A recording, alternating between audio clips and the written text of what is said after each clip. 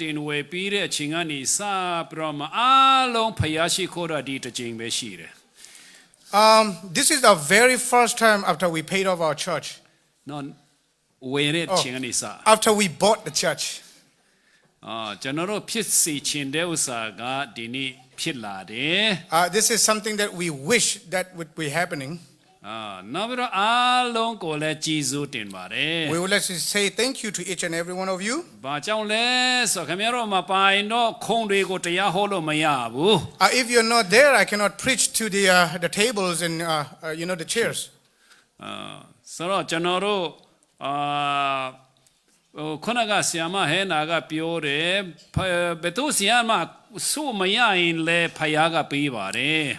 But Miss Hannah has already stated that even though you don't get a gift, but God is giving us a gift. အဲ့ဒါကိုဆိုတော့ကျွန်တော်ပြောချင်တာများတော့ဘယ်လောက်လဲတော့မသိဘူးခင်ဗျားတို့ကျွန်တော်ကဘယ်လောက်ဟောမလဲဆိုတာခင်ဗျားတို့မျက်နှာကြည့်မယ် It depends on your facial expressions and how long I will preach. အာရပါရနားထောင်နိုင်သေးတယ်ဆိုရင်တော့ပြောမယ် I'm going to talk if you would like to listen. Now ခင်ဗျားတို့မျက်နှာမဲ့ပြီဆိုတော့ကျွန်တော်သိသွားပြီနားဖို့လို့ပြီဆိုတာ If your facial expression is not that good, then I know that that's a sign to stop. နောက်ကမှာပေါ်မှာအောစရာကောင်းဆုံးကတော့ခရစ်တော်ရဲ့ birthday ဖြစ်တယ် The most mysterious thing is Jesus Christ's birthday. သူကဘယ်ချိန်မှမွေးတာတောင်မသိဘူးဒါပေမဲ့နှစ်ရက်တောင်မှသူ့ကို birthday ပေးကြတယ် We didn't even know when his birthday actually is, but we celebrate 2 days. အဲ့ဒါကတော့ဒီနေ့ရဲ့နောက် January လ1ရက်နေ့ဖြစ်တယ် That day is today, which is December 25th and January 1st. ခရစ်တော်လည်း UN ဝင်တယ်ထင်တယ် I think Jesus Christ went to UN, United Nations also. အဲ့ဒါကြောင့်သူလည်း birthday နှစ်ရက်ရှိတယ် Maybe that's why he has 2 birthdays as well. Now လောကမှာဥစားလေအာနာရှိတဲ့လူတွေကြီးမားတဲ့သူတွေများစွာမွေးဖွားခဲ့ပြီးပြီ There are so many people who is very powerful in this world. သူတို့ရဲ့မွေးနေ့တွေကိုကျင်းပကြတယ် They celebrate their birthday. ဒါပေမဲ့သူတို့တည်ပြီးတဲ့နောက်ပိုင်းမှာဆိုရင်ပျောက်သွားကြတယ် After they die, they don't celebrate that anymore. ဒါပေမဲ့ခရစ်တော်ကတော့သူခုထိသူ့ရဲ့မွေးနေ့ကိုကျင်းပနေကြသေးတယ် But Jesus Christ, we still celebrating their birthday. ဒါပေမဲ့ခုကတော့ကျင်းပပေမဲ့လို့သဘောတရားပဲဖြစ်တော့တယ်သူ့နာမည်တောင်မပါတော့ဘူး Even though we celebrate his birthday, but his present we don't really care. His name. အခုဆိုရင်one day ဆရာကောင်းတာကခရစ်စမတ်ပွဲလေကျင်းပသေးတယ်ခရစ်တော်မပါတော့ဘူး Even though we celebrate Christmas, but Jesus Christ is not there actually. အဲ့ဒါတခါတော့ကJohn ဆိုတဲ့လူငယ်လေးကိုသူ့အဖေက birthday ပွဲလုပ်ပေးတယ် One day there was the person called John. He was celebrated his birthday. Now တညလုံးသူတို့ကခုံကြပျော်မျိုးကြရက်တောက်ကြတယ် They were dancing around, like drinking and parties the whole night. Now ရောမှသူကအေးမယ်ဆိုပြီးတော့မှအပြင်မှာထင်းတော်ယူတယ်လေမီ fireplace မှာမီ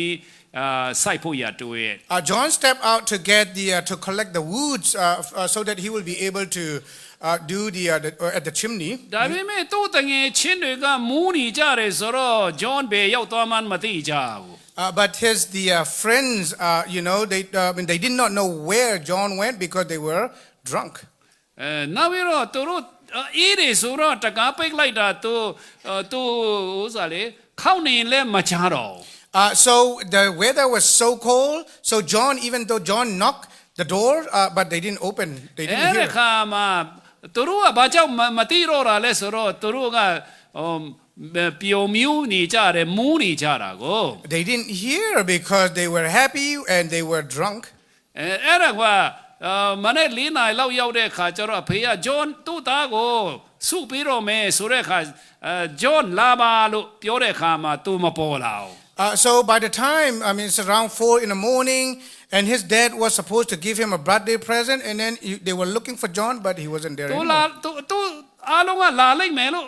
ပေါ်လာလိုက်မယ်လို့ထင်တာမပေါ်တော့ဘူး But everybody expect John to come in, but they didn't see him anymore. ဒါနဲ့သူတို့အင်တာတွေမှာအခန်းတွေမှာနေရာတကာရှာတာမတွေ့ဘူး They checked everywhere, but they didn't find him. အဲ့ဒါနောက်ဆုံးကျတော့ပြင်များရောက်သွားသလားဆိုတော့သူတို့တကားဖွင့်တဲ့အခါမှာသူကတကားနာမှာတည်နေပြီ They thought that he might step out, and then when they opened the door, I mean, John was dead already, found dead ဘာ outside. ကြောင့်လဲဆိုတော့အေးလုံးလို့ခဲသွားတယ်လေ Because he was frozen due to the coldness. John မပါဘဲနဲ့သူတို့ birthday ပွဲကျင်းပနေကြတယ် They were celebrating birthday without John presence. ကျွန်တော်တို့လည်းခရစ်တော်မပါဘဲနဲ့ Christmas လုပ်နေကြသလား Are we celebrating Christmas without Jesus Christ? အဲ့ဒါလို့ဆိုရင်တော့ဝမ်းနေစီရနဲ့နေကုန်းချုပ်ရလိမ့်မယ် If that is the case, the conclusion is not going to be good. အဲ့တော့ကြောင့်ကမ္ဘာပေါ်မှာ Christmas နေ့မှာတည်တဲ့လူတွေရှိတတ်တယ် That's why there are so many people who died on Christmas. သူတို့အရက်တောက်ကျိုးပြီးတော့မူးပြီးတော့ရံဖြစ်ဖြစ်မလဲကားတိုက်ပြီးတော့တည်တတ်ကြတယ် Maybe because they were drunk, and then they were drunk and drive, and then they got an accident, they got crashed, and they died. သူတို့ကခရစ်တော်ပါเสียမလို့ခရစ်တော်မပါတဲ့ Christmas ပွဲကျင်းပနေကြတယ် They were celebrating the without the birthday boy who is Jesus Christ. They were celebrating Christmas. ကျွန်တော်တို့ရောဒီနေ့ခရစ်တော်ပါရဲ့လား How about us? Is Jesus present in us? ကျွန်တော်တို့ကျမ်းတပိုက်ကြည့်ရအောင်သူမရတဲ့လူတွေအတွက်ဒီခရစ်တော်ကအများကြီးယူလာတယ် You know, for those people who does not get received, Jesus brought a lot of gift. ကျွန်တော်ယောဟန်အခန်းကြီး1 16ကြည့်ရအောင် John chapter 1 verse 16. ဒီဥစ္စာကဟိုဥစ္စာခရစ်တော်လာရခြင်းအကြောင်းရင်းထဲက40တခုမြောက်ဖြစ်တယ် This is one of the 48 reason and the 41st one. ကျွန်တော်ဖတ်ပေးမယ်နော်ထိုသူဤပြည့်စုံခြင်းမှလည်းဂျေဇုတပါး၌ထပ်ဆင့်၍ဂျေဇုတပါးကိုငါတို့ရှိသမျှဒီခံရကြပြီ John chapter 1 verse 16. Out of his fullness we have all received grace in place of grace already given. ဂျေဇုတပါးပြီးတပါးလို့ပြောတယ် It says grace in place grace after grace. မြန်မာလိုကတော့ငါတို့ရှိသမျှလို့အထူးပြောထားတယ် And especially in Burmese it says we all receive. တယောက်မှမရတဲ့လူမရှိဘူး There's no one who does not receive. And now ဂျေဇုကလည်းတပါးပြီးတပါးလို့ပြောတယ် And grace is said grace after grace. ဒါကြောင့်ဒီနေ့အဲ့ဒီဟာတွေမရတဲ့လူရှိကြပါလား Is there anyone who does not receive that gift? ကျွန်တော်တို့စုတစ်ခုပဲရကြသလား Or you just receive only one gift? လူတွေပေးနိုင်တာကတော့ပြန်ပြတ်သွားနိုင်တဲ့ဥစ္စာဖြစ်တယ် For the gift that you get from the human being, it can be disappear. ဖယားပေးတဲ့ဥစ္စာကထာဝရတည်တတ်တဲ့ဥစ္စာတွေပါတယ် But the gift that God given you, it will last eternally. ဒါကြောင့်ခရစ်တော်ပါလာတဲ့စုကိုရဖို့ရန်ပြင်ဆင်ထားပါ That's why prepare to receive the gift given by God. ယေရှုခရစ်ပါလာတာဒါဆိုရင်ဘာပါလာသလဲ If that's the case, then what gift he bring? ဒီမှာငါတို့ရှိသမျှဆိုတဲ့အတွက်ကြောင့်ခလေးလေးတွေလည်းရတယ်နော် In the Bible it says we all, so therefore kids also is included. ခမရမရရင်တော့ခမရမျက်စိကန်းလို့ဖြစ်တယ် If you don't receive it, that means you're blind. နောက်ဘာကြောင့်လဲဆိုခမရကယူမဆိုင်လို့မယူလို့ဖြစ်လိမ့်မယ် Maybe because you don't care and you don't take it. ဒါဆိုတော့ခရစ်တော်ကယူဆောင်လာတာအများကြီးပဲ But Jesus Christ brought a lot. အဲ့ဒါကိုအကုန်ရယူကြရအောင် Try to get all of it. ကျွန်တော်တော့အဲ့ဒါတွေအများရထားတော့ကျွန်တော်ဘယ်မှာထားမှန်းမသိတော့ I receive a lot of it and I don't know where to store them. နောက်တချို့တွေကဒီမှာမထားခြင်းဖို့ကျွန်တော်ကောင်းကင်ပို့လိုက်တယ် Some of that I don't want to store on the earth, so I put them on, like in heaven. ဘာကြောင့်လဲဒီမှာလောအကုန်လုံးမယူရလဲဆိုတော့ တခုကခိုးမယ်လေ Why is that? Because the thief can steal those. နောက်ပြီးတော့မှတန်ကြီးပူရွတွေကကြိုက်စားမယ်လေ It can be taken away. ဒါကြောင့်ကျွန်တော်ကောင်းကင်မှာထားတယ် Therefore, I store in heaven. ဖယားပေးတဲ့ဥစ္စာမှန်သမျှမြေကြီးပေါ်မှာမတုံးချင်ဖို့ကောင်းကင်ပို့လိုက်တယ် Everything that God have given to me, I don't want to store in here, but store in the အဲ့ heaven. ဒါလည်းသူကိုယ်တိုင်ကသင်ပေးတာ This exactly what his Jesus တ teaching န် was. ကြီးပူရွဖြစ်စီတခိုးရိုရာမြေကြီးပေါ်၌ဘာနာမစည်းဖူးကြနဲ့လို့သူပြောတယ်လေ Especially do not store on the earth. That's what exactly he said. အဲ့ဒါကြောင့်ဒီကညီကိုမောင်နှမတွေသားသမီးတွေလည်းကောင်းကင်မှာစုကြရအောင် Therefore, we should store in heaven. လောကမှာအကုန်မယူနဲ့နော် Don't take into the world. ကောင်းကင်ပို့လိုက်ပါ Store in the heaven. ဘယ်လိုလုပ်ပို့မလဲ How do we store? ကျွန်တော်တို့ကောင်းတည်တဲ့အခါမှာအကောင့်ထဲမှာငွေရွှေငွေတွေနော်တခါတည်းနဲ့လောကပစ္စည်းတွေကိုအကောင့်ထဲမှာထည့်တာနဲ့ကောင်းကင်မရောက်နိုင်ဘူး I mean, especially when we die. I mean, like in the casket, if we put the jewelry and stuff like that, but that doesn't mean that it go to heaven. ကျွန်တော်တို့ကောင်းကင်ကအသက်ရှင်တော့ပဲပို့လို့ရတယ်တည်တဲ့အခါယူသွားလို့မရဘူး When we die, we don't. We can store only while we are alive. အဲ့ဒါဘယ်လိုလုပ်ကောင်းကင်ကနေကောင်းကင်မှာဘယ်လိုလုပ်ကျွန်တော်တို့စီးစိမ်ဥစ္စာတွေကိုပို့နိုင်သလဲဆိုတော့အဲ့ဒါပြောမယ် I'm going to talk about how can we store in heaven. မိကြီးပေါ်ကနေကောင်းကင်တက်မဲ့အရာကဝိညာဉ်ပဲဖြစ်တယ် The only thing that will going to heaven would be our spirit.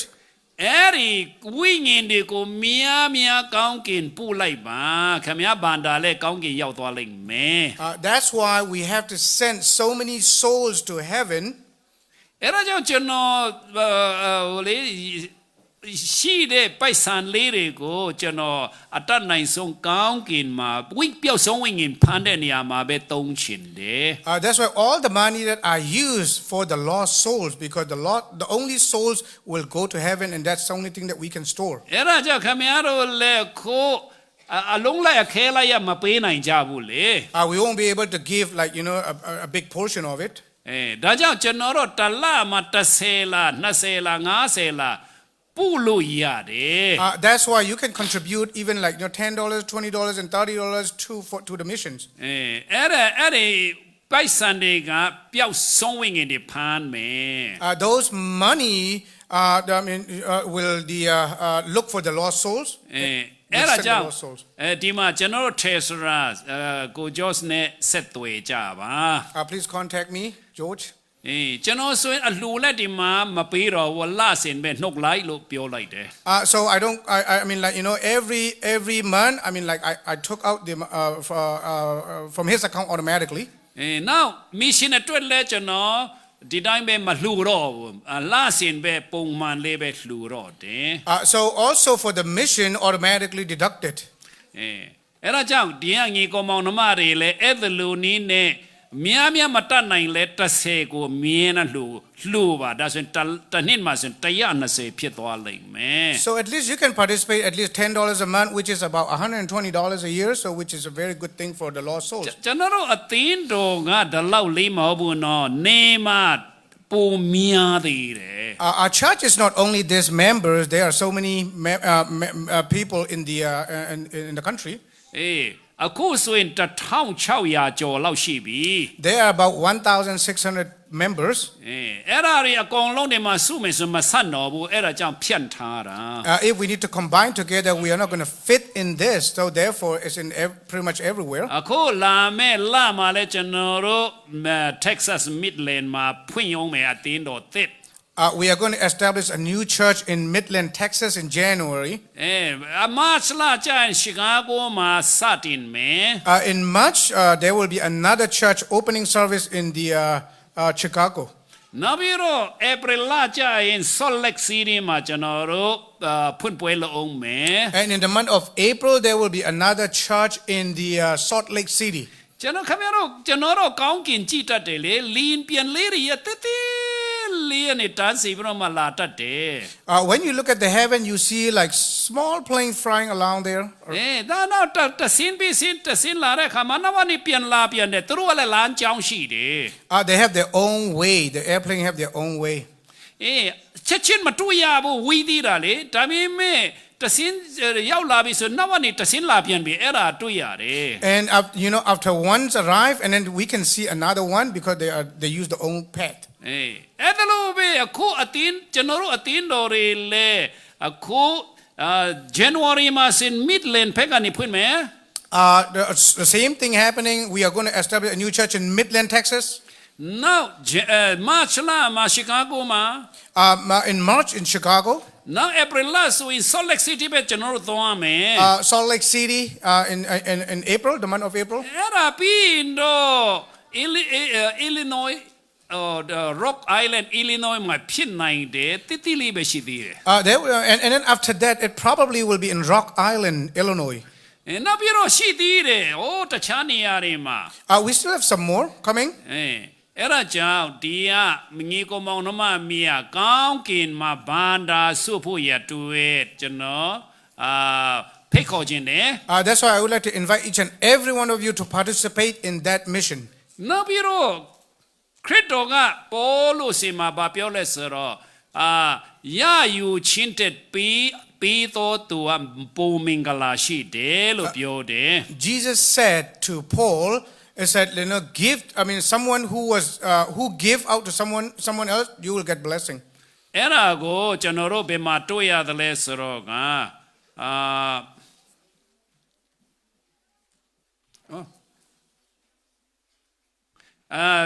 တမန်တော်ဝတ္ထုခန်းကြီး20အငယ်35မှာ The book of Acts chapter 20 verse 35. ကျွန်တော်ဖတ်ပြလိုက်မယ်နော်ထိုတို့တင်တို့ဒီလေအလောက်လောက်၍အားနေတော်သူတို့ကိုမဆာရမေကို၎င်းအစွန့်အကျဉ်ခံခြင်းအရာထက်စွန့်ကြဲခြင်းအရာတွေသာ၍မင်္ဂလာရှိသည်ဟုတ်သခင်ယေရှုမိန့်တော်မူသောစကားတော်ကိုအောက်မေ့ရမေကို၎င်းအရာရာ၌တင်တို့အားငါပြသပြီ The book of Acts chapter 20 verse 35 said, in everything I did, I show you this by this kind of hard work, we must help the weak. Remember the word of the Lord Jesus himself said, it is more blessed to give than to receive. ရယူခြင်းတဲ့သူကခလေး Someone who would like to receive is a kid. ပေးခြင်းတဲ့သူကမိဘ Someone who would like to give is the parents. ရင့်ကျက်တဲ့လူကပေးခြင်းတယ် For people who is mature, they would like to give them out. မရင့်ကျက်သေးတဲ့လူတွေကတော့ရယူခြင်းတယ် On the other hand, who is not mature, they would like to receive from people. အဲ့ဒါကြောင့်ခရစ်တော်ကဘာတင်ပေးလဲဆိုတော့ရယူခြင်းတဲ့ပြီးတော့သူဖြစ်ကြပါလို့ပြောတယ် That's why the Lord Jesus himself said, it is more blessed to give than to receive. ကျွန်တော်အဲ့ဒါမြန်မာနိုင်ငံမှာဒါဒုက္ခရောက်နေသေးတယ်နော်တော်တော်လေးကိုမတတ်နိုင်သေးခင်ကလေးအဲ့ဒါသိလိုက်တဲ့ခါဒါဆိုကျွန်တော်ကပြီးတော့သူဖြစ်ရမယ်လို့ခံယူလိုက်တယ် Even when I was in Burma, I cannot even afford a lot of things. And then even though at that time when I noticed this, and I said, I want to become a giver. ခင်ဗျားတို့ရယူတော့သူဆိုရင်တော့မပြည့်စုံသေးဘူး You're not going to be complete if you're the one who would like to receive. Now ဒါဆိုရင်တခါတော့ခရစ်တော်က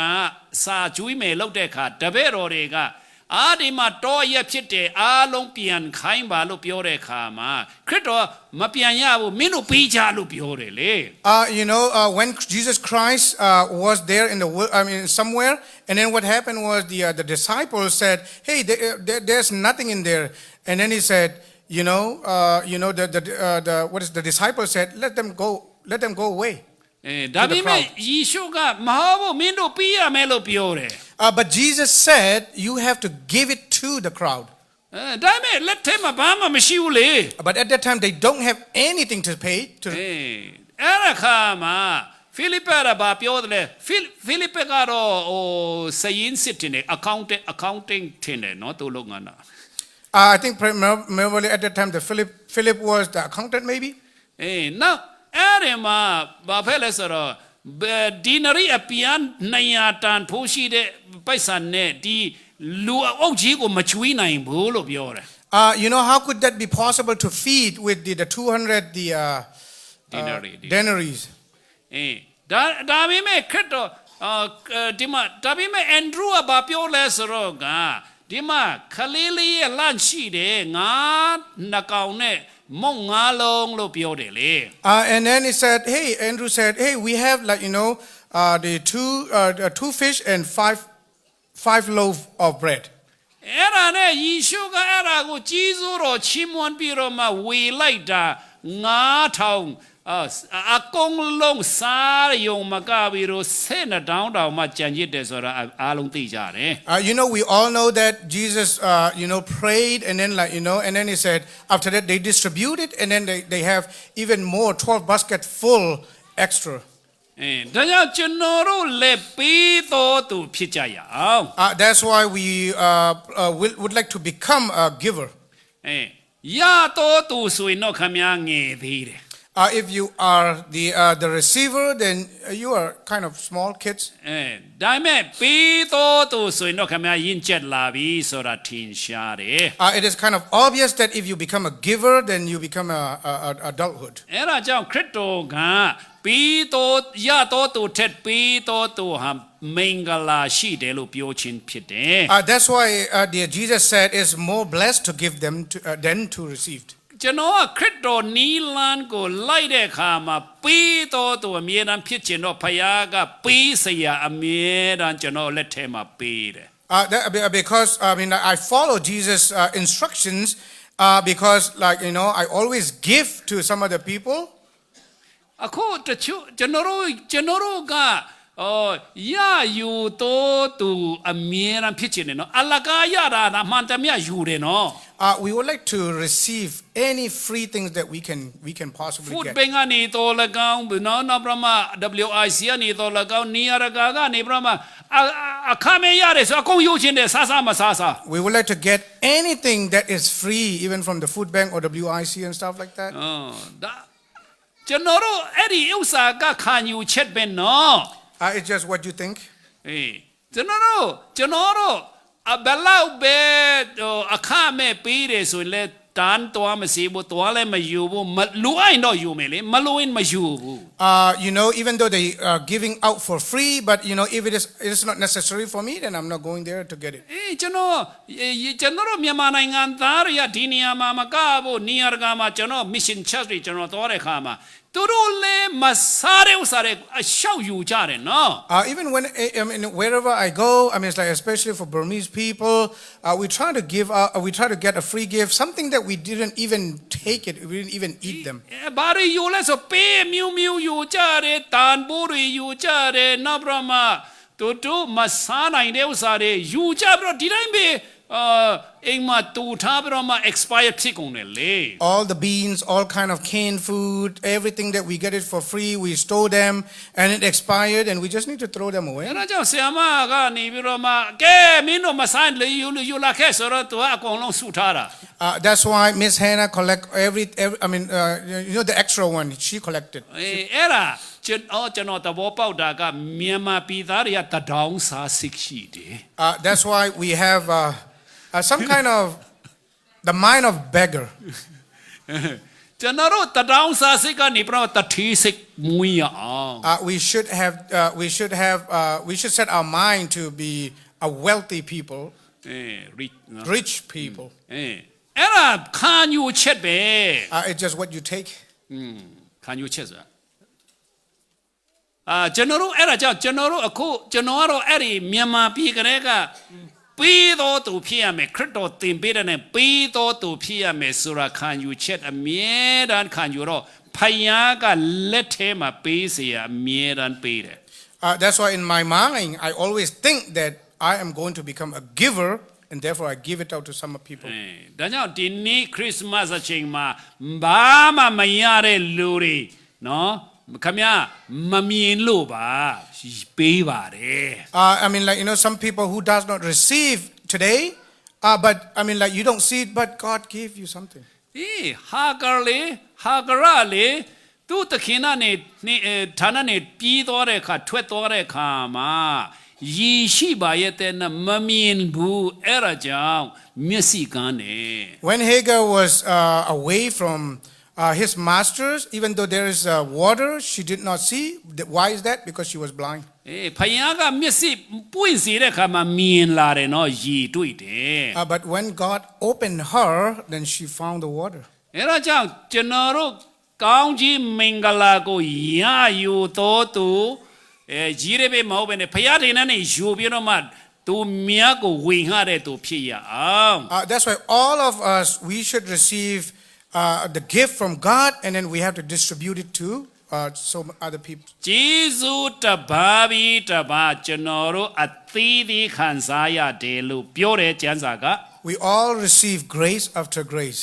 အဲ့ဓာတွေကိုဂျေဇုတော်ကိုရည်တွက်ချီးမွမ်းမှာအော်လိမ့်မယ်လို့တခြင်းတောင်ဆက်တယ်မလား Even there is a song called Count Your Blessing. ကျွန်တော်အော်လိမ့်မယ်တဲ့ And we are going to be surprised. ကျွန်တော်တို့မရည်တွက်လို့ဖြစ်တယ် We don't count our blessings. နော်ကျွန်တော်အခုကျွန်တော်လည်းနည်းနည်းလေးပြောမယ်ဆိုရင်ကျွန်တော်အခုဒီကွန်ပျူတာကိုနှစ်ပေါင်း35နှစ်သုံးပြီးမျက်စိဘာမှမဖြစ်ဘူး I have been using computers for 35 years, but my eyes is still good. Now တချို့လက်တွေဆိုရင်ကိုယ်ကောက်ကုန်တယ်လေအဲ့ဒါကျွန်တော်ဘာဖြစ်ဘူး Some people are using, I mean, like, because they have to use the mouse for their fingers, but I'm perfectly fine. နောက်ပြီးတော့ကျွန်တော်ဘယ်လိုပဲဖြစ် scroll down လုပ်လိုက်နေတယ်မြင်လုပ်တယ်ဘာဖြစ်ဘူး Even though when I scroll down very quickly, I'm perfectly fine. I'm not dizzy.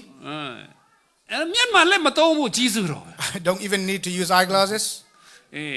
အဲ့ဒါဖယားရဲ့ကောင်းကြီးဖြစ်တယ်ကျွန်တော်စောင့်ရှောက်တတ်လွန်းလို့မဟုတ်ဘူး These are all the blessings of God. အဲ့ဒါကြောင့်ကျွန်တော်ကဖယားသခင်နိုင်ငံတော်အတွက်ပြန်သုံးတယ်လေ That's why I reuse it for the glory of God. ဘယ်လိုသုံးတာလဲဆိုတော့ကျွန်တော်စာရေးတယ် How do I use it? Because I wrote a letter. ကျွန်တော်ရေးတဲ့ခါမှာလွယ်လွယ်လေးနဲ့ရေးတယ် When I write, it's very easy for me. ဒါအဲ့ဒီမှာရေးတဲ့ဥစ္စာတွေကိုသူများကတောင်းတဲ့ခါမှာယူလို့ရမလားတုံးလို့ရမလားဆိုရတယ်ကြိုက်တဲ့လောက်တုံးသွားလို့ Every article that I wrote, I mean, some people ask me, "Do you can we have it?" And I just said, I distribute them. copy လုပ်လို့ရသလားရတယ်လို့ And they said, "Can we copy it?" And I just said, "Okay, go ahead, copy it." no ဆရာနာမည်မပိုင်ကိုရသလားရှိရတယ်လို့ And he said, we're not gonna give a credit to you. And I said, "It's okay, don't worry." အဲ့ဒါကြောင့်သူတို့နေရာတကာမှာရှောက်တော့တုံးကြတယ်လေ That's why they use it everywhere. ဖယားပေးတဲ့ဥစ္စာကိုကျွန်တော် freely နော်အခမဲ့ပြန်ပေးတယ် What God have given to me, and I give it even back for free to ဒီ people. နိုင်ငံမှာဆိုရင်အဲ့ဒါမလုပ်ကြဘူးနော် And especially in this country, they don't do this. ဒီစာပေလုပ်ငန်းပိုင်းဆိုင်ရာလဲအလုပ်တစ်ခုနာနီနဲ့သူတို့ယူဆတယ် Especially some kind of the writing and articles and stuff like that. This is a big job. အဲ့ဒါကိုခွင့်ပြုချက်မရဘဲနဲ့သူတို့နော်မပိုက်ဆံမပေးဘဲနဲ့သူများမပေးချင်ဘူး They don't want to give out for free. ဒါပေမဲ့ကျွန်တော်တော့ဖယားပေးတယ် free နဲ့ကျွန်တော်ရတယ် free နဲ့ကျွန်တော်ပြန်ပေးတယ် God is giving it me to free, and then so I distribute it for free as well. စာအုပ်နဲ့ထုတ်ရင်လေခင်ဗျားတို့ခိုးသွားတာတွေလည်းရှိမယ်ကျွန်တော်ကယူမဆိုင်ဘူး If I publish it, people are going to lose it and take it away, so I don't do that. ဥမာစပွဲပေါ်မှာတင်တယ်လေမခိုးကြဘူးနော် Even there are so many books over there in the Oling hong aro khore lo pyo re to. someone get it? ဒါပေမဲ့ကျွန်တော်ကယူမဆိုင်ဘူးတို့ယူသွားရင်လည်းရတယ်လူတွေကေတင်ချင်းတော့ရောက်ဖို့ပဲအရေးကြီးတယ် As long as people got saved, that's all matter. ကျွန်တော်စရင်တွက်မနေဘူး I don't count. နောက်ကျွန်တော်ဘာမှဥစ္စာဖျားပေးတဲ့ဥစ္စာပိုက်ဆံပဲဖြစ်စာအုပ်ပဲဖြစ်နော်ပစ္စည်းပဲဖြစ်ကျွန်တော်စီကနေခင်ဗျားတို့ခိုးနိုင်ခိုးသွားကြ Even my money or even everything that I have, if you want to steal it, go and steal it. ဘာကြောင့်လဲဆိုတော့ဖ ဖယားကပေးတယ်လေအခမဲ့နေရတယ်အခမဲ့နဲ့ပြန်ပေးရမယ်လို့ပြောတယ်လေ I get it for free, and so I want to distribute it for free. စာကြီးတွေကလည်းကျွန်တော်တို့ပိုက်ဆံမရဘူးတော့သူတို့ပိုက်ဆံမရဘူးတော့စာကြီးတွင်းတွေကကျွန်တော်တို့ကယူတယ်ကြိုက်တဲ့လောက်ယူပြမှကျွန်တော်တို့လည်းပြန်ပေးဖို့လိုတယ် Even a spring water, it never. So the same thing, we receive it for free, so we get it for free as well. ဒါကြောင့်ကျွန်တော်အဲ့ဒါဖယားရဲ့နီလန်ဖြစ်တယ် That is the method of Jesus Christ. ဖယားသခင်နာဆိုရင်အခမဲ့ခရစ်တော်ကိုကျွန်တော်တို့ပေးတယ် God has given us Jesus Christ for free. ခရစ်တော်ထဲမှာအကုန်လုံးကောင်းကြီးမင်္ဂလာတွေရပါပြီးပြီ All the blessings is with Jesus Christ. လူတယောက်အတက်လူအပ်တဲ့ဥစ္စာအလုံးခရစ်တော်ထဲနဲ့ပါပြီးပြီ Everything that we need from the human being is in Jesus Christ. တထေးကြီးနဲ့ရပြီးမှတော့ဘာမှမပူပင်ရတော့ဘူး If we have a million or billions, then why do we need to worry about anything? ခရစ်တော်ထဲလောကတထေးကတော့ကျွန်တော်တို့ကိုအမြိုင်ကောင်းလေကောင်းစားစေနိုင်ပါတယ် The rich people might be able to promote us to some extent. ဒါပေမဲ့သူတို့ကမတိအောင်မလုပ်နိုင်ဘူးကျွန်တော်တို့ကို But they cannot. They cannot. But we are going to die anyway. နောက်ပြီးတော့မှကျွန်တော်မနာအောင်လဲသူတို့ကကာကွယ်လို့မရကုလို့တော့ကုတခါတော့ပေးနိုင်တယ်ဒါပေမဲ့မနာအောင်တော့မလုပ်နိုင်ဘူး They cannot protect us from being sick. ဒါပေမဲ့နောက်ပြီးတော့မှထာဝရအသက်လည်းမပေးနိုင်ဘူး They cannot give us the eternal life as well. ခရစ်တော်မှာတော့အကုန်ပါတယ် But in Jesus Christ, everything is included. ဒါပေမဲ့ကျွန်တော်တို့ကခရစ်တော်စီမှာမတော်မဲနဲ့ company စီမှာပဲတအားကိုးတယ်နော် But very sadly, we don't want to go to Jesus Christ, but we only went to the company. company မှာလည်းမလောက်ရဘူးလို့တော့မဆိုလို့ခရစ်တော်ယူလေ But I mean, that doesn't mean that you don't need to walk at the company, but take the Jesus Christ with you. ခရစ်တော်ကိုအသုံးပြုလိုက်တဲ့ဆိုရင်အရာခတ်သိမ်းဖြစ်တယ် Use Jesus Christ, and that is everything. ခရစ်တော်၌အကုန်လုံးပေးထားပြီးပြီကျွန်တော်တို့ In Jesus Christ, everything is given. ယခုလောလောဆယ်အတွက်တော်၎င်းနောင်တမလုံးဘဝအတွက်တော်၎င်းအကုန်ပြည့်စုံတယ် It is complete even now and for the future as well. နော်ကျွန်တော်ကောင်းအချက်များစွာပြောရင်ခင်ဗျားတို့မေ့သွားမှာဆိုလို့ဒါလောက်နဲ့ပဲပြောမယ် I can talk about so many reasons and stuff there, but I'm just going to talk about this. ဘာကြောင့်လဲဆိုတော့ခင်ဗျားတို့များသွားရင်လည်းမေ့သွားမယ် When we give you a lot and you will forget. ကျွန်တော်တို့ buffet စားတဲ့အခါမှာအကုန်လုံးလောဘကြီးတော့အကုန်လုံးကပါစက်ထဲမှာရတာမတွေ့တော့ When you eat buffet, you eat everything and it doesn't taste good anymore because you put everything in. မင်းတို့နဲ့ကြတော့တခုတည်းပဲယူစားတဲ့အခါမှာအရသာခံနေ With the menu, I mean, you pick what you want and then it is tasty. ဒါကြောင့်ကျွန်တော်များများမပြောတော့ယောဟန်အခန်းကြီးဘယ်လောက်ထဲလဲတေးအငယ်16မမေ့တဲ့နော် So I don't talk about much today, but just only thing is John chapter 1:16 is what we went through. ဂျေဇုတပါးပြီးတပါးထို့သောပြည့်စုံခြင်းမှာလည်းဂျေဇုတပါးပြီးတပါးငါတို့ရှိသမျှဒီခံရကြပြီတဲ့ And it says we all receive grace after grace. အဲ့ဒါကြောင့်မရရင်ခမည်းပဲမျက်စိကန်းတာ If you don't get that grace, that means you're blind. နောက်ပြီးတော့ခမည်းကိုယ်တိုင်ကပဲမရှာတာမငတ်တာ but for yourself, I mean, that doesn't mean you are not thirst for that also. အဲ့ဒါကြောင့်ဒီနေ့ခရစ်စမတ်အချိန်မှာဂျေဇုတပါးပြီးတပါးရတော့သူအရောက်တိုင်းဖြစ်ပါစေ In Christmas season, especially today, anybody who listen get grace after grace. နောက်ပြီးတော့ပြီးတော့သူဖြစ်ကြရအောင် And let's become a giver. နောက်ပြီးတော့ကျွန်တော်တို့ပေးတဲ့ဥစ္စာတွေလည်းကောင်းကင်ရောက်အောင်ကိုပေးရအောင် And when we give, it should be for the heavenly things. ကောင်းကင်မှာစုထားမှာပဲထာဝရကာလတိုင်အောင်ကောင်းခြင်းမင်္ဂလာဖြစ်မယ် Only if you store in heaven, then that will last. ကျွန်တော်တို့ကောင်းကင်မှာခရစ်တော်ပြောတယ်လေတင်တို့ဘာန္တာရှိတဲ့နေရာမှာတင်တို့စိတ်နှလုံးရှိတယ်လို့ပြောတယ် Wherever your heart is, and so wherever your money is and your heart is there. ဒါကြောင့်ကောင်းကင်မှာပတ်စံပူပါဒါဆိုရင်ခင်ဗျားတို့ကောင်းကင်မှာဆွဲလန်းမယ် That's why, I mean, it's like if you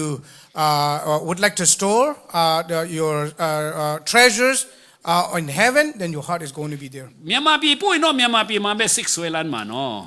If you send your money to Burma, then your mind and your heart is going to be in Burma. ဘန္တာကိုဒီ south side မှာပဲမြုပ်ထားရင်တော့ဒီအဲ့ဒီမှာပဲခင်ဗျားတို့ဆွဲလန်းမယ် If you use your money in the south side Indiana only, then the heart is going to be there only. ကောင်းကင်ပို့ပါ That's why let's send to heaven. အားလုံးရယူကြရအောင် Let's receive all နောက်ပြီးတော့မှပြန်ပေးရအောင် and give them all. ကောင်းကင်ရောက်မဲ့နီလန်းမှာများများသုံးရအောင် Let's use all your money, all our treasure, all our energy toward the heaven. အဲ့ဒါလောက်နဲ့ပဲဆုံးသက်မယ်ရောက်တိုင်းဖျားကောင်းချီးပေးပါစေ May God bless you all.